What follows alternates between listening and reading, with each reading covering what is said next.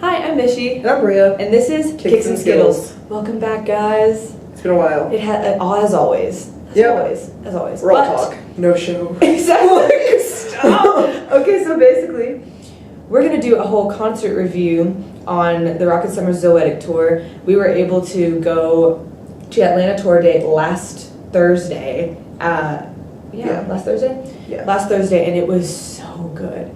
We've both been listening to Rocket Summer since, me middle school, high school, mostly. Probably, yeah, high school. And so this was a really big moment because we got VIP tickets. My sister was supposed to go with me, but Bria ended up coming instead, which is kind of nice though, so we get to do this, you know? So we both got to experience it, it's not just me talking about it. So it was held at Vinyl, which is, I guess, like a bar? Yeah, it's kind of like a bar, but I think it's an actual venue. It's connected with, the whole, center stage thing. That's right. So center stage, Vinyl, and the Loft, I think? Yeah, the Loft. Are the three that are, kind of connected in, the same building, and they, host different stuff. I think Vinyl might be the smallest one out of the three. It was a pretty small venue, definitely. This is it right here. Yeah. I don't know if you can see that, but... Yeah. We had to be there at, 5:45. We had to be there. Okay, yeah. Okay, freeze, pause, real talk. Whenever they have VIP things, they always scare you into thinking you have to be here at that certain... It's not just, for this concert, but, any other concert I've been to for VIP, which is one other one. It's credible. Which is one other one, but they always are be here at this certain time. So they always make it seem like if you don't show up at a certain time, you're not gonna be able to participate in all this stuff. But they always end up being late with things, so you really don't have to be there when. Yeah, so we were outside. There weren't that many people. Normally for a VIP, there's tons of people, so you always are just shuffled in and out. All right, take your picture, let's go. Meet that person, let's go. You don't really have time to sit and talk with the artist. But I think this was done on purpose. There was less people, so there was a small acoustic show at the very beginning. Bryce came out. Can we just say how tiny he is? He's so precious. I know, he's just a little bit taller than us. Yeah. So he played an acoustic show. He played Do You Feel, and he played a request song which was Light. And he played Florida, California. And Florida, California. And I feel like he played one more, but maybe that was I don't think he did. Maybe that was it. I can't remember that whole night. So he played a few songs, and then we did the whole get in line. He you get to meet him, talk with him for a little bit. He'll sign a poster and you'll take a picture with him. And so when we got to it, I was starting to freak out. But he was like, "Ah, you're such a fangirl, whatever." And then she started freaking out. The closer we got.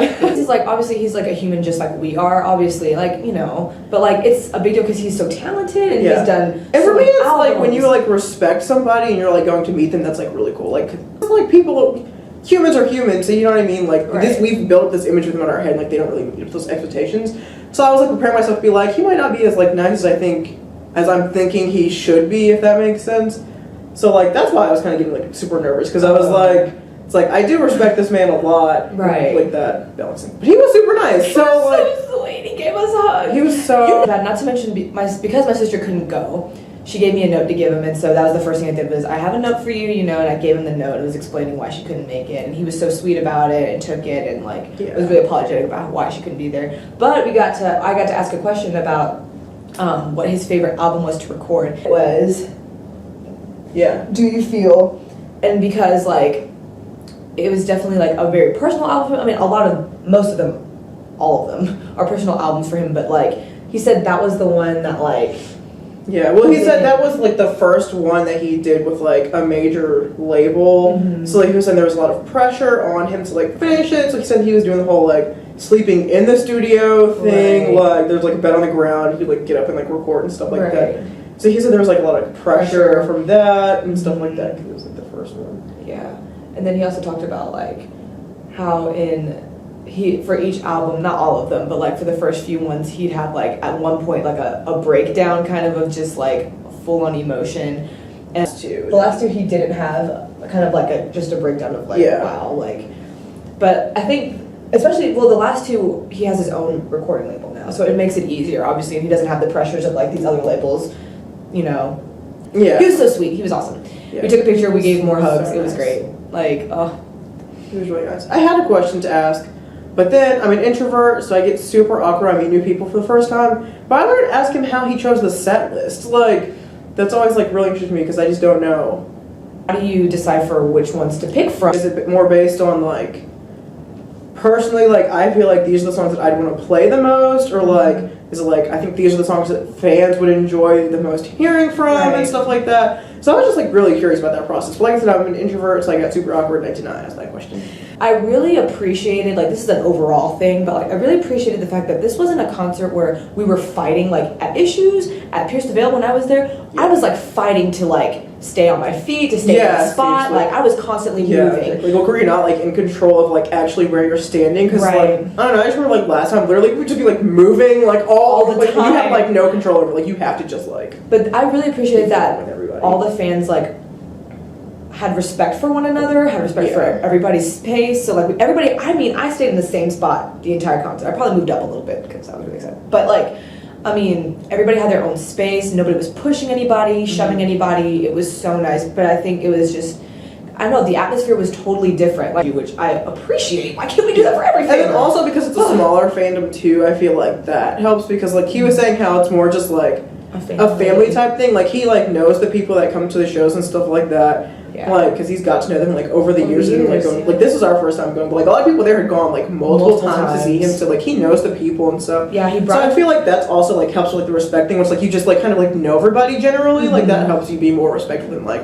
I don't care about this person, push. You know what I mean? Exactly. Like it's like. But before the Rocket Summer played, Pharaoh played, and I mean immediately I feel like we really liked. As soon as they started playing, I feel like they played. I can't remember what they played. Was it On a Wire? I think On a Wire was the first song. It was so good. I stood there and I was like, oh my gosh, I love this. I know. I looked at Mission and I was like, they're good. Like, they're so good. Awesome. And I feel like every single song they played, I was just like, oh my gosh, like there was nothing that bored me. Like it was also fun to like watch them perform. Like the guy on the keyboard and the dude on the drums. They were so into it. It was like so good. Yeah, you could tell they were like having a good time doing it and stuff like that. The music was like pretty high energy, which was like really great. I wanted to dance the entire time because I was getting pretty like restless. Like I get restless when I'm in like the same area for a while. So like that was like good because I got to like move around, and it wasn't like awkward me just being like like I'm restless, but it was like it was really good. And like we got to meet Josh Farrow, the lead. His band. It's his band. Yeah. Right. Yeah. So we got to meet him afterwards, and he said, they're from Nashville. At first, I thought they were from a different country because it sounded like he had an accent. Yeah. I've been playing their stuff to a few friends recently, and they were like, are they from? I'm like, no. It sounds like it though. I want to say, one of my favorite songs. I feel like I liked Color Rush a lot, and I liked Islands a lot. Yeah. For sure. But like, Cliffs was really good, and then like On a Wire is so good. Like, there's just like a really nice rock vibey to it that's like super funky. It's like really awesome. So I feel like that whole experience is really good. I have no favorites. My favorite song is definitely On a Wire. I really was into that song. I think my favorite moment was watching that guy on the keyboard, because it's like really interesting to see people on the keyboard, because it's like they can't like do much. You have to like stand there, but it's cool to see how people get into it even when like they're on the keyboard. So that was cool.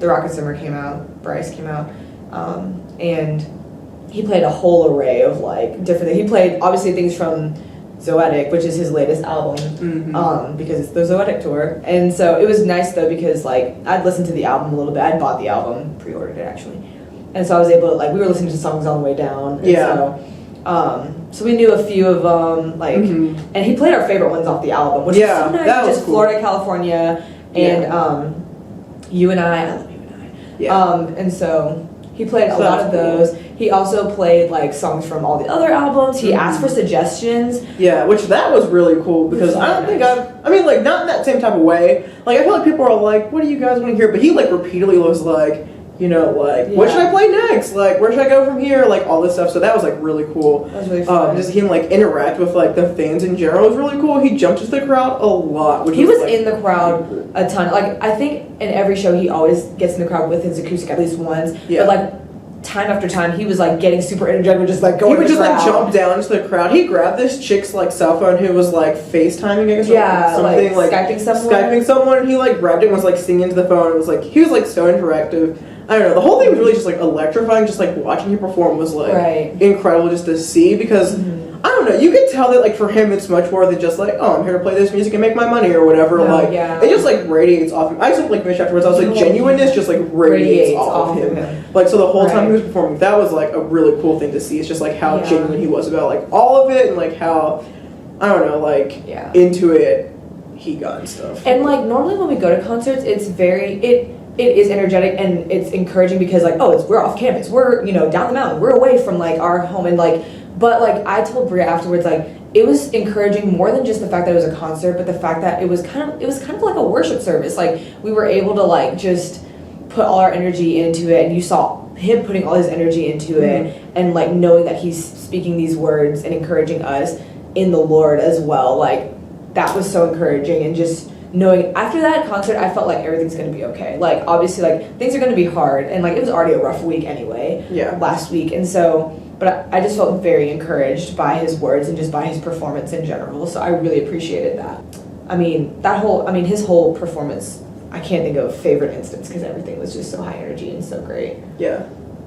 I think my favorite instance was when he like laid down a track right in front of us with like the different instruments, and like he was like beatboxing and stuff, and he would like sing some stuff and stuff like that. It was basically like he was like laying down a track like right in front of us. I think that was super cool because like it was all building on each other, and like that's how you know talent, because you have to time everything very perfectly in order for you to like. I mean, that was really cool. Yeah, he did that for so Walls, cool. And then he did it for like when he was talking about the Zoetic thing, the bird. Yeah.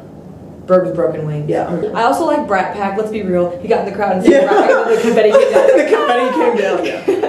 That was really fun. Yeah. But yeah, so that was our experience at Zoetic Tour. We got back super late, but it doesn't matter because it was awesome. It was awesome. We need to go through all the social medias. Yeah. So our Twitter is at kicks_skittles. Mm-hmm. Our Facebook is Kicks and Skittles. Our Instagram is Kicks and Skittles.